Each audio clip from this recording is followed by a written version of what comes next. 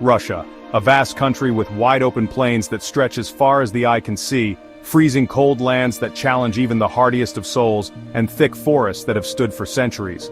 But beyond its breathtaking natural beauty, Russia has a history marked by significant economic highs and lows, a roller coaster of prosperity and hardship. These economic fluctuations have profoundly shaped the nation we recognize today, influencing its culture, politics, and the daily lives of its people. From the humble beginnings of small trading towns in ancient times to the formidable power of the Soviet Union, Russia's economic journey is nothing short of extraordinary. The economy of Russia has always been full of surprises, with periods of rapid growth followed by sudden downturns, reflecting the resilience and adaptability of its people. It's a story of bouncing back from adversity, evolving with the times, and seizing opportunities even in the face of daunting challenges. For centuries, farming was the backbone of Russia's economy, with vast farmlands providing sustenance and livelihood for millions. The land, with its bountiful harvests in good years and harsh, unforgiving winters, dictated the rhythm of life for countless generations. Trading also played a crucial role, connecting this vast nation to the rest of the world and facilitating the exchange of goods, ideas, and culture. However, the winds of change often blew swiftly, bringing periods of rapid industrialization, significant political shifts, and times of both remarkable success and severe hardship. This is the story of how Russia's economy has evolved over the centuries, a tale of resilience, transformation, and the relentless pursuit of progress. It is a narrative that reveals the complexities of the country's past and offers a glimpse into its uncertain yet hopeful future. Our story starts in Eastern Europe with a group of people called Kievan Rus. This region, rich in natural beauty and resources, was home to a diverse group of Slavic tribes. These tribes, with their unique customs and traditions, laid the foundation for what would eventually become the vast expanse of Russia. From the 9th to the 13th centuries, these Slavic tribes set the stage for what would become Russia. They lived in small, close-knit communities, where everyone knew each other and worked together to survive and thrive. Their lives were deeply connected to the land and the seasons, which dictated their daily activities and annual cycles. Life was simple, mostly focused on farming. The fertile soil and favorable climate allowed them to grow a variety of crops. Farming was not just a way to feed their families, it was a way of life, a tradition passed down through generations. The fields were filled with the hard work and dedication of these early farmers. Growing food was the most important job, feeding everyone. The harvest season was a time of great activity and communal effort. Men, women, and children all took part in gathering the crops, ensuring that there was enough food to last through the harsh winters. The success of the harvest determined the well-being of the entire community. Small villages were everywhere, and people worked hard in the fields, growing wheat, barley, and oats. These grains were the staples of their diet, providing the necessary sustenance for their daily lives. The sight of golden fields swaying in the breeze was a common and comforting one, symbolizing the promise of food and security. Animals were also important, giving people meat, milk, and leather. Livestock such as cows, goats, and sheep were integral to their way of life. These animals provided not only food but also materials for clothing and tools. The care and management of livestock were crucial skills that every villager needed to master. But even though farming was so important, people started trading too. The surplus of their agricultural and animal products allowed them to engage in trade with neighboring villages and distant lands. This exchange of goods and ideas began to weave a complex web of economic and cultural connections. Rivers, like roads made of water, helped move things from place to place. These natural highways were vital for transporting goods, people, and information. Boats laden with trade goods navigated the rivers, connecting the Kievan Rus with other regions and facilitating the flow of commerce. From the forests came furs, which were very valuable in faraway markets. The dense forests surrounding their villages were teeming with wildlife. Skilled hunters trapped animals for their pelts, which were highly sought after in distant markets. Furs became one of the most lucrative commodities, driving the expansion of trade networks. Honey, beeswax, and wood also traveled along these trade routes, connecting Kievan Rus to the world.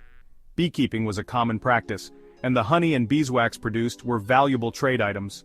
Wood from the vast forests was another important resource used for building and crafting.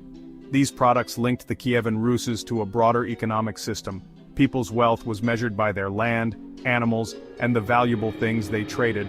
The more land and livestock a person had, the wealthier they were considered. Trade added another dimension to their wealth, allowing them to acquire goods that were not locally available. This growing trade network began to change the social and economic landscape.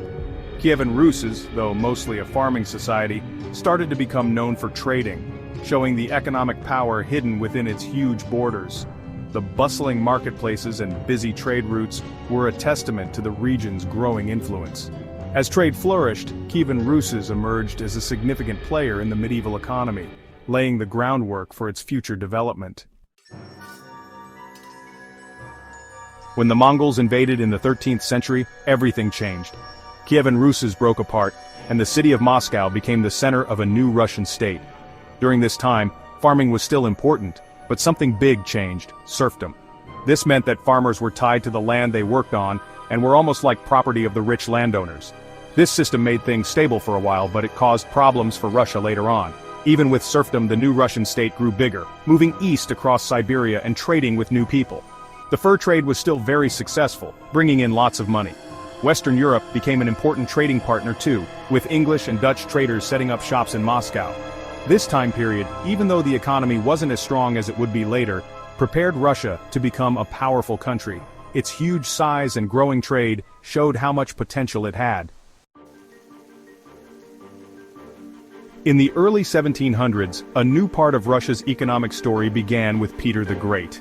This visionary czar, known for his towering presence and relentless energy, embarked on a mission to transform his nation. He was determined to drag Russia out of its medieval past and into the modern age, no matter the cost. He wanted to modernize Russia and make it a world power. Peter was inspired by his travels in Western Europe, where he saw firsthand the advancements in technology, industry, and military power. He realized that for Russia to compete on the global stage, it needed to adopt these innovations. Peter made lots of big changes that changed the country forever. He reformed the government, the military, and the economy. He introduced new administrative divisions, modernized the army, and created a navy from scratch. These reforms were not just superficial, they were deep and structural, aimed at reshaping the very fabric of Russian society. He saw how strong Western Europe was because of its factories and wanted to do the same, maybe even better. Peter was particularly impressed by the shipyards and factories he visited in the Netherlands and England. He envisioned a Russia that could rival these nations in industrial output and technological prowess. Peter invited experts from other countries, especially from the Netherlands and England, to teach people in Russia. These foreign experts brought with them knowledge and skills that were previously unknown in Russia. They helped to set up schools, workshops, and factories, laying the groundwork for Russia's industrial future. Shipyards became busy places as Russia built a strong navy, showing everyone its new power. The construction of a powerful navy was one of Peter's top priorities. He believed that a strong navy was essential for protecting Russia's interests and projecting its power abroad. The shipyards buzzed with activity as new ships were built and launched. Factories started appearing, making cloth, iron, and other things. These early factories were the seeds of Russia's industrial revolution. They produced a variety of goods, from textiles to metalwork, that were essential for the country's development. The growth of these factories marked the beginning of a new era in Russian history. Trading became even bigger under Peter, with St. Petersburg, his new capital city, becoming a busy center for trade. Peter founded St. Petersburg on the Baltic coast, envisioning it as Russia's window to the west. The city quickly grew into a major port and trading hub, attracting merchants and goods from all over Europe. The government was very involved in these changes, putting money into businesses, controlling some industries, and helping factories grow. Peter's government took an active role in the economy, providing funding and support for new industries. This state involvement was crucial for the success of his reforms, as it ensured that the necessary resources and infrastructure were in place. Peter's changes, although not always easy, were a big turning point for Russia. His reforms faced resistance from traditionalists and were often implemented with brutal force. However, they laid the foundation for Russia's transformation into a modern state. Peter's legacy is a testament to his vision and determination. Factories were starting to become more common, and a new time of growth and change was beginning. The seeds planted by Peter's reforms began to bear fruit, leading to increased industrial activity and economic growth. This period marked the dawn of a new era for Russia, one characterized by innovation, progress, and a drive towards modernization. When the Soviet Union first started, the economy grew slowly. The country focused on building factories and getting ready for bigger things later. It was a time of preparing for a better future. The excitement of the revolution faded, and by the middle of the 1900s, the Soviet economy had problems. Too many rules and not enough new ideas made it hard to grow. The economy started to struggle, leading to a time of little progress. When the Soviet Union ended, Russia had a tough time getting its economy back on track. Changing from a government-controlled economy to one where regular people could buy and sell things was difficult.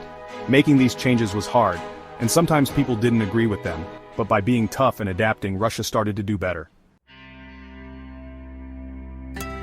What will happen to Russia's economy in the future? Nobody knows for sure. The country has lots of opportunities and challenges in the world. With valuable natural resources and skilled workers, Russia could grow a lot, but to do well, it needs to be careful, come up with new ideas, and plan for the future. The next part of Russia's economic story hasn't been written yet.